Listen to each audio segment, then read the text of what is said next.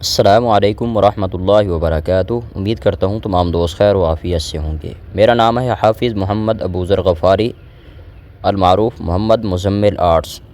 تو دوستو، آج کی اس ویڈیو کے اندر ہم مسجد قباء لکھیں گے۔ تو مسجد قباء لکھنے کے لیے سب سے پہلے میم لکھنے کے لیے ہم مارکر کا پورا استعمال کریں گے۔ میم اور سین لکھنے کے لیے مارکر کو پورا یوز کریں گے، یعنی درمیان والا جو حصہ ہے مارکر کا، یہ سارا استعمال کریں گے۔ آگے جیم لکھنے کے لیے مارکر کا نوک استعمال کریں گے۔ پہلے جیم لکھنے کے لیے جب درمیان میں پہنچیں گے تو پھر وہی مارکر کا پورا کٹ استعمال کرنا ہے۔ تو دیکھیں، یہ اس طرح مسجد کا لفظ آپ کو آسانی سے سمجھ آ جائے گا۔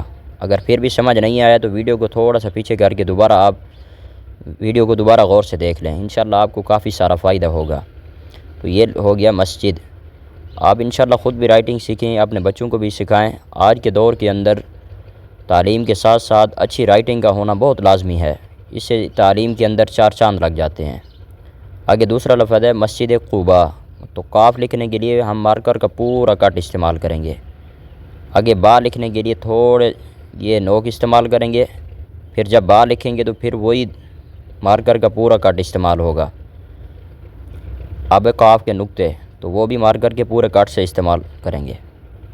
با کا نقطہ ہے، یہ بھی مارکر کے پورے کٹ سے لکھیں گے۔ آگے حمزہ کا جو پہلا حصہ ہے اس کو ہم مارکر کے نوک سے، اور درمیان والا جو یہ حصہ ہے اس کو مارکر کے پورے کٹ سے، اور آخر میں پھر نوک استعمال کریں گے۔ تو یہ ہو گیا مسجد قباء۔ تو امید کرتا ہوں آپ کو یہ ویڈیو اچھی لگی ہوگی۔ ویڈیو کو لائک بھی کریں، شیئر بھی کریں، اور چینل کو سبسکرائب کریں۔